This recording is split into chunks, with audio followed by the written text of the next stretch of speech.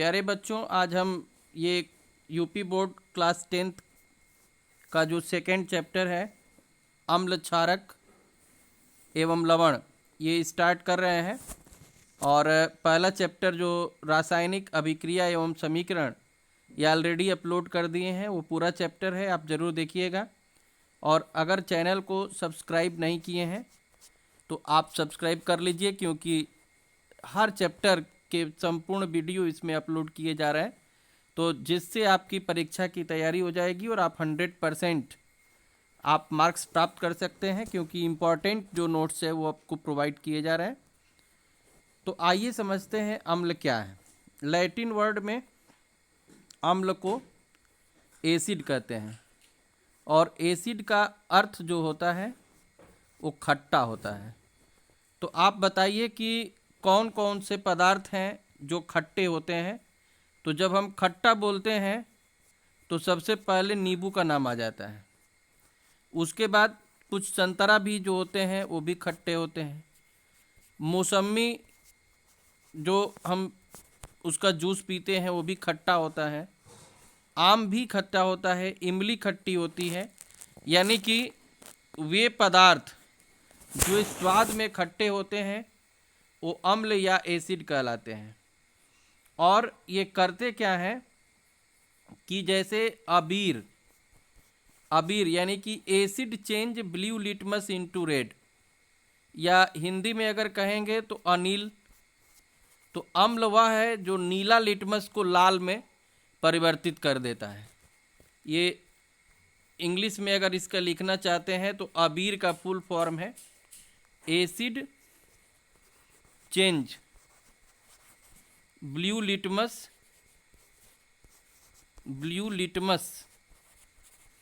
Into red colour, माने blue litmus को red colour में बदल देता है। तो ये एक तो स्वाद में खट्टा होता है, दूसरा नीले लिटमस को लाल में बदल देता है, और तीसरा जब इनको हम जब जल में घोलते हैं तो ये कौन सा आयन देते हैं, H+।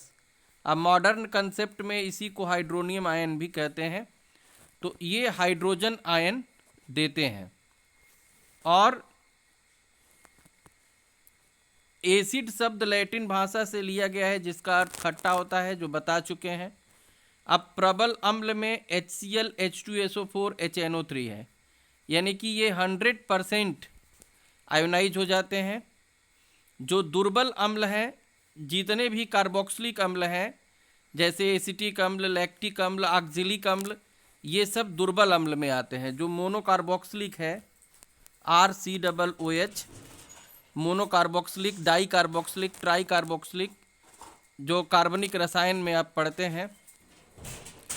सांद्र अम्ल, जिसमें अम्ल की मात्रा अधिक होती है जबकि जल कम होता है। और तनु में अम्ल अल्प मात्रा में होता है जबकि जल अधिक मात्रा में होता है। ये सांद्र को हम कंसंट्रेटेड भी कहते हैं और तनु को डाइल्यूट कहते हैं। कंसंट्रेटेड और डाइल्यूट DIL से भी डिनोट करते हैं। तो इस तरह से आप क्या समझ गए कि जो अम्ल होता है, अम्ल स्वाद में ये खट्टा होता है, ये पहला है। दूसरा, ये नीले लिटमस को, अम्ल जो होता है ये नीले लिटमस को लाल में परिवर्तित कर देता है।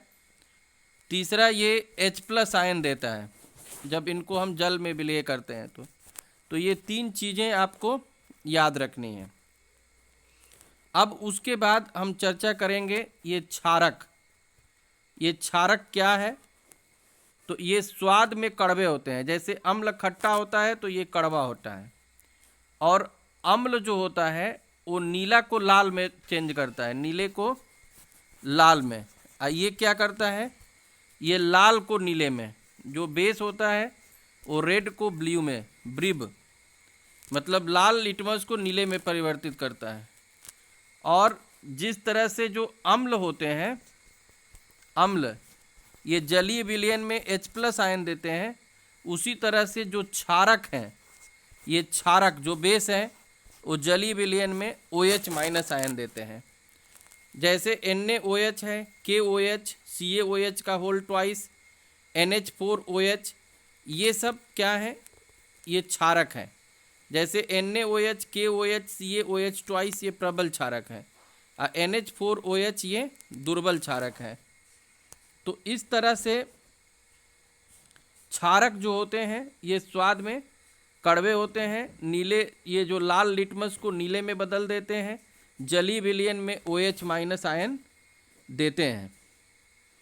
और जो क्षार किसे कहते हैं, तो जल में घुलनशील क्षारक को क्षार कहते हैं। जैसे NaOH, KOH, MgOH का ट्वाइस ये सब जल में घुलनशील है, तो इसलिए इस क्षारक को क्षार भी कहते हैं, एल्कली कहते हैं।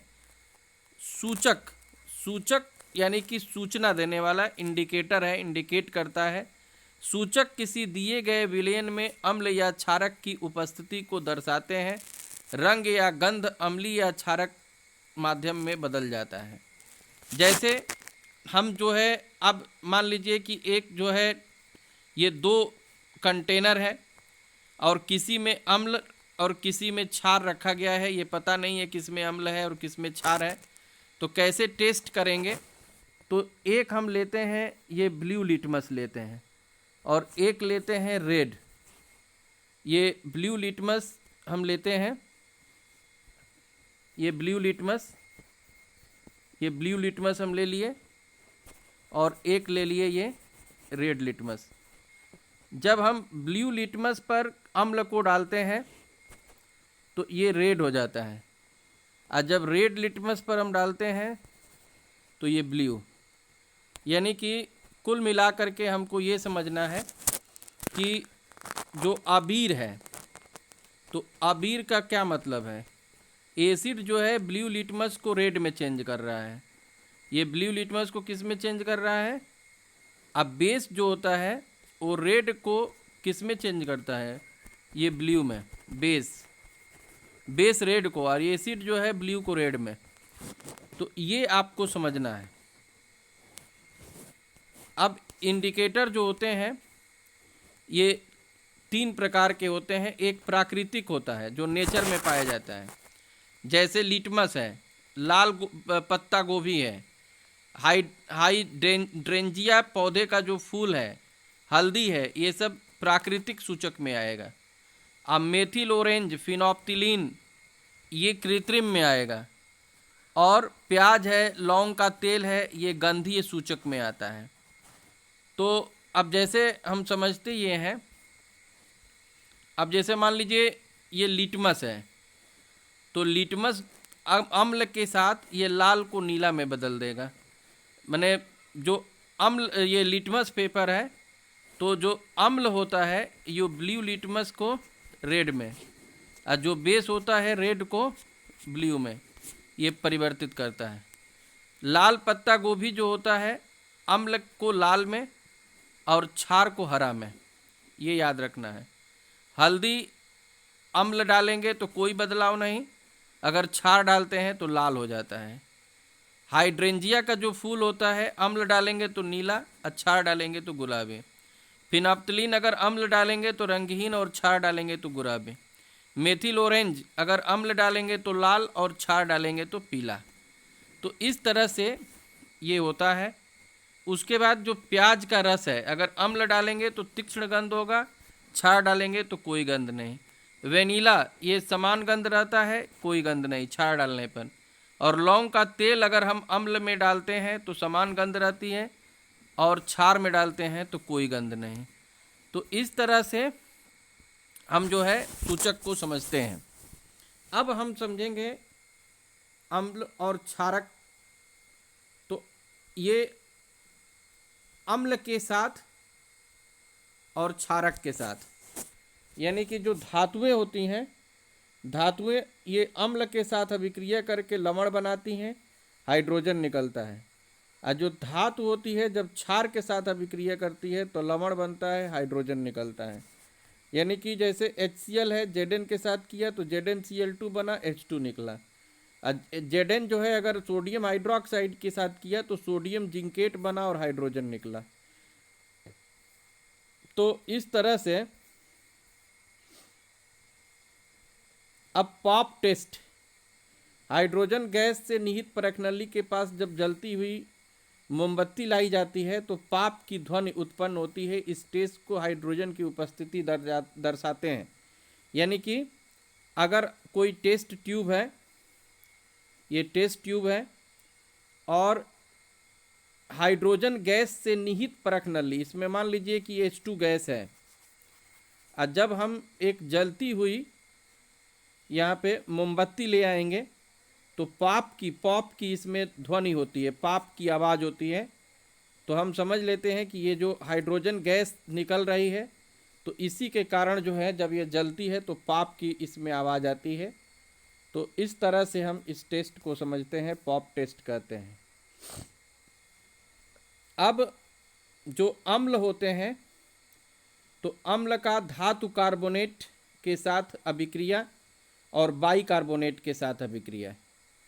तो अब जैसे ये अम्ल है HCl Na2CO3 के साथ अभिक्रिया किया तो Cl और Na ये मिल के NaCl बना, H और CO3 मिल के CO2 और H2O बन गए। इसी तरह से HCl जब NaHCO3 के साथ अभिक्रिया करेगा तो NaCl CO2 और H2O बनेगा। चूने के पानी का टेस्ट, अगर हम चूने के पानी में कार्बन डाइऑक्साइड गैस डालेंगे तो CaCO3 का सफ़ेद अवक्षेप बनता है, और अगर CaCO3 वाटर में मिला करके CO2 प्रवाहित करेंगे तो कैल्शियम बाइकार्बोनेट बनता है जो जल में घुलनशील होता है।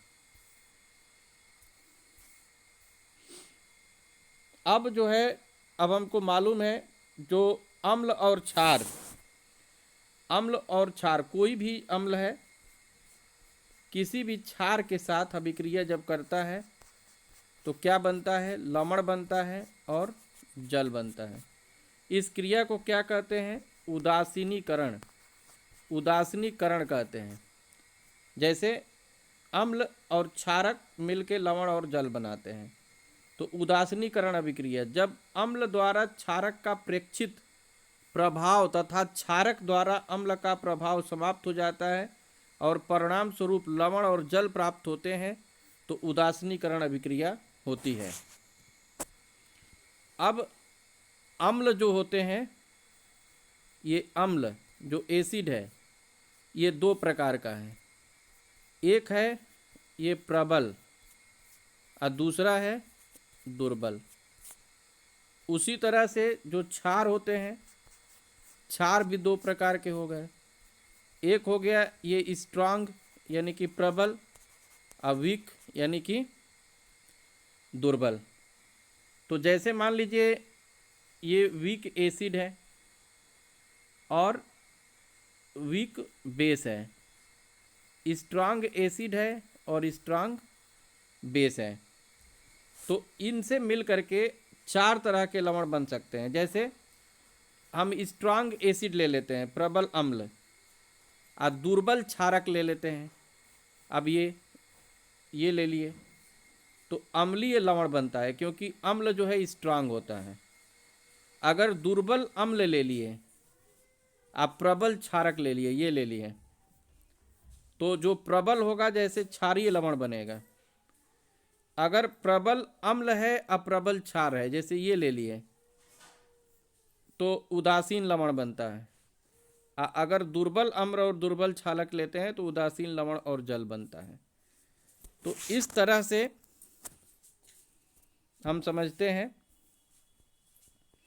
अब अम्लों के साथ धात्विक ऑक्साइडों की अभिक्रिया, जैसे CuO है HCl के साथ अभिक्रिया तो CuCl2 और H2O बन गया। तो धात्विक ऑक्साइड के साथ ये अभिक्रिया करके लवण और जल बनाता है। और अधात्विक ऑक्साइड यानी कि CO2 और कैल्शियम हाइड्रोक्साइड है तो कैल्शियम कार्बोनेट और ये जल बनेगा। जलीय विलयन में अम्ल और क्षारक, जो जलीय विलयन में जो अम्ल होते हैं, अम्ल ये जलीय विलयन में ये क्या देते हैं, H+ या H3O+ हाइड्रोनियम आयन। और जो क्षार होते हैं वो जलीय विलयन में OH- आयन देते हैं। जैसे कि आप देख रहे हैं H+ या हाइड्रोनियम आयन के रूप में पाए जाते हैं। ये HCl प्लस H2O तो H3O plus plus Cl minus, या NaOH है तो Na प्लस OH माइनस है, या MgOH ट्वाइस है तो ये Mg2 प्लस और 2OH माइनस है। अब देखिए कुछ इंपॉर्टेंट आपको बात बता रहे हैं। सभी क्षारक जल में घुलनशील नहीं होते हैं। जल में घुलनशील क्षारक को क्षार कहते हैं। तो सभी क्षार क्षारक होते हैं परंतु सभी क्षारक क्षार नहीं होते हैं। माने सभी क्षारक यानी कि जो सभी बेस हैं, जितने भी बेस हैं वो सब एल्कली नहीं होंगे, क्योंकि सारे के सारे वाटर में डिजॉल्व नहीं होंगे। जो पानी में घुलेंगे वही क्षार होंगे, जो पानी में घुलेंगे वही क्षार होंगे। जो नहीं घुलेंगे तो वो सब, जो घुलेंगे या नहीं घुलेंगे सब क्षारक हैं, लेकिन जो घुलते हैं वो क्षार हैं। जल के साथ अम्ल या क्षारक को मिलाते समय सावधानी बरतनी चाहिए। हमेशा अम्ल या क्षारक को ही जल में मिलाना चाहिए और लगातार इसे हिलाते रहना चाहिए, क्योंकि यह प्रक्रिया अत्यंत ऊष्माक्षेपी है, इसमें ऊष्मा निकलती है। सांद्र अम्ल में जल मिलाने पर उत्पन्न हुई ऊष्मा के कारण मिश्रण अस्फलित होकर बाहर आ जाता है तथा आप जल सकते हैं। अतः जो है अत्यधिक स्थानीय ताप के कारण कांच का पात्र भी टूट सकता है। तो जल को अम्ल में डालने से मिश्रण अस्फलित होकर बाहर आ जाता है।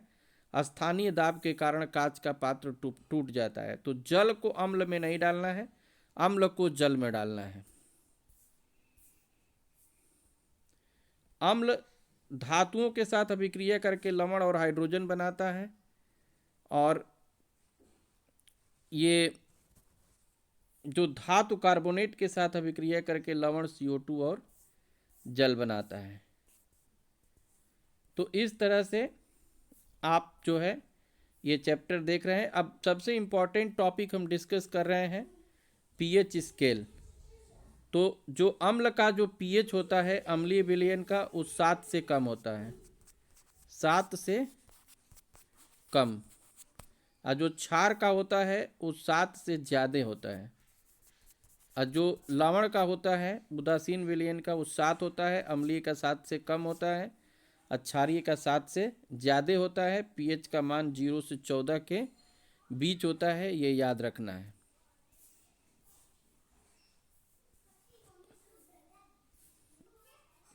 दैनिक जीवन में pH का प्रयोग, जैसे पौधे एवं पशु pH के प्रति संवेदनशील होते हैं। जैसे हमारा शरीर 7 से 7.8 pH के बीच कार्य करता है। वर्षा के जल का pH मान 5.6 से कम होता है और उसे अम्लीय वर्षा कहते हैं। मिट्टी का pH, जो मिट्टी का pH है, अच्छी उपज के लिए पौधों को एक विशिष्ट pH परास की आवश्यकता होती है। किसी स्थान का मिट्टी का pH कम या अधिक हो तो किसान उसमें आवश्यकता अनुसार अम्लीय या क्षारीय पदार्थ मिलाते हैं। हमारे पाचन तंत्र का जो pH होता है, जैसे HCl अम्ल है जो पाचन में सहायक होता है, अतः इनका जो pH है वो क्या होता है, 7 से कम होता है। और मुंह के pH का मान 5.5 से कम होने पर दांतों का क्षय प्रारंभ हो जाता है। दांतों का इनेमल कैल्शियम फास्फेट से बना होता है, जो कि शरीर का सबसे कठोर पदार्थ होता है। यह जल में नहीं घुलता है। मुंह का pH 5.5 से कम होने पर संक्षारित हो जाता है। क्षारकीय दंत मंजन का उपयोग करने से अम्ल की अधिक की मात्रा को उदासीन किया जा सकता है। मधुमक्खी का डंक एक अम्ल छोड़ता है, जिसके कारण दर्द एवं जलन का अनुभव होता है। डंक मारे गए अंग में बेकिंग सोडा के उपयोग से आराम मिलता है। नेटल के डंक का वाले ये मैसेनाइक अम्ल छोड़ जाते हैं, जिसके कारण जलन वाले दर्द का अनुभव होता है। इसका इलाज डंक वाले स्थान पर डाक पौधे की पत्ती रगड़कर किया जाता है। अब जो प्रबल अम्ल और प्रबल क्षारक है उनका pH 7 होता है। अगर प्रबल अम्ल और दुर्बल क्षारक हैं तो जाहिर सी बात है उनका pH 7 से कम होगा। अगर प्रबल क्षारक और दुर्बल अम्ल है तो उनका पीएच 7 से अधिक होता है। अब साधारण नमक से अभिक्रिया, जैसे सोडियम हाइड्रोक्साइड है, विरंजक चूर्ण है, बेकिंग सोडा यानी कि NaHCO3, धावन सोडा यानी कि Na2CO3.10H2O, plaster of Paris CaSO4.2H2O। तो जो सोडियम हाइड्रोक्साइड है, सोडियम हाइड्रोक्साइड कैसे बनता है? जब सोडियम क्लोराइड, ये सोडियम क्लोराइड को हम क्या करते हैं, ये जल में घोल देते हैं, नमक को जल में घोल दिए और 2 इलेक्ट्रोड लगा देते हैं, आइए तार से जोड़ देते हैं, एक को प्लस से एक को माइनस से। जब इसमें विद्युत धारा प्रवाहित करते हैं तो 2NaCl ये ब्रेक हो करके 2Na plus plus 2Cl minus बनता है। ठीक है, इसमें जो वाटर है, ये वाटर, तो ये भी टूट करके 2H प्लस और 2OH माइनस बनता है। तो इस तरह से ये जो 2H प्लस है, ये 2 इलेक्ट्रॉन को गेन करके H2 बनता है, 2Cl माइनस ये Cl2 बनता है, 2 इलेक्ट्रॉन को लूज करता है, और 2Na प्लस 2OH माइनस ये मिल करके ये क्या बना देता है, 2NaOH। तो इस तरह से ये सोडियम हाइड्रोक्साइड, आप नमक से सोडियम हाइड्रोक्साइड बना सकते हैं। और ये H2 यानी कि ईंधन मार्गनीन, Cl2 यानी कि जल की स्वच्छता, PVC polyvinyl chloride, CFC chlorofluorocarbon, HCl इस्पात की सफाई औषधियाँ, इसमें HCl का यूज किया जाता है। NaOH साबुन कागज निर्माण में धातुओं से ग्रीज हटाने के लिए। Cl2 प्लस NaOH ये विरंजक चूर्ण बनता है। तो विरंजक चूर्ण क्या होता है? विरंजक चूर्ण जो होता है, ये जब कैल्शियम हाइड्रोक्साइड का क्लोरीन के साथ अभिक्रिया होता है तो CaOCl2 बनता है, जिनको हम क्या कहते हैं, विरंजक चूर्ण कहते हैं। विरंजक चूर्ण ये वस्त्र उद्योग में सूती व लिनेन के विरंजन के लिए, कागज की फैक्ट्री में लकड़ी के मज्जा के विरंजन के लिए इसका उपयोग किया जाता है। और बेकिंग सोडा जो NaCl H2O CO2 NH3 के मिलने से NH4Cl बनता है, NaHCO3 बनता है, और फिर इसको जब गर्म करते हैं तो सोडियम कार्बोनेट H2O और CO2 बनता है। तो बेकिंग सोडा ये जो अभिक्रिया है, याद करना है, ये काफ़ी इम्पोर्टेंट है। और इनका जो उपयोग है, ये बेकिंग पाउडर बनाने में CO2 के कारण पाव रोटी या केक में खमीर उड़ जाता है, जिससे यह मुलायम एवं स्पंजी हो जाता है। यह एंटा एसिड का एक संगठन है। जैसे पेट में जब ये ज़्यादा अम्ल बन जाता है तो हम उसमें ये खाने का सोडा देते हैं, जिससे कि वो न्यूट्रलाइज हो जाता है। इसका उपयोग सोडा अम्ल अग्निशामक में भी किया जाता है। इसके बाद है धोने का सोडा। इसका जो सूत्र होता है Na2CO3.10H2O है, और ये सोडियम कार्बोनेट पर जब 10H2O जुड़ता है तो ये धावन सोडा बनता है। इसका उपयोग कांच, साबुन एवं कागज उद्योग में होता है। बोरेक्स के उत्पादन में भी उपयोग होता है, और घरों में साफ सफाई के लिए भी इसका उपयोग किया जाता है। अब प्लास्टर ऑफ पेरिस, ये जिसका सूत्र होता है CaSO4 जिप्सम को 373 केल्विन पर गर्म करने पर जल के अणुओं को त्याग कर कैल्शियम सल्फेट, ये हेमी हाइड्रेट बनता है, POP प्लास्टर ऑफ पेरिस जिसको कहते हैं। CaSO4.12H2O, और जब इसमें 1:1/3H2O जब ये जुड़ता है तो CaSO4.2H2O बन जाता है, जिसे जिप्सम कहते हैं। और प्लास्टर ऑफ पेरिस का उपयोग डॉक्टर टूटी हुई हड्डियों को सही करने स्थिर रखने के लिए। इसका उपयोग खिलौने बनाने, सजावट का सामान बनाने के लिए किया जाता है। इसका उपयोग सतह को चिकना बनाने के लिए किया जाता है। तो इस तरह से इनके जो उदाहरण हैं, जैसे CuSO4.5H2O में क्रिस्टलन जल के 5 अणु होते हैं। Na2CO3.10H2O में 10 अणु होते हैं और CaSO4.2H2O में क्रिस्टलन जल के 2 अणु होते हैं। तो अगर आप चैनल को सब्सक्राइब नहीं किए हैं तो सब्सक्राइब कर लीजिए और लाइक और शेयर भी कीजिए। और नेक्स्ट जो लेक्चर है उसको देखने के लिए आप science by PK Tiwari YouTube channel को सर्च कीजिए। Thank you.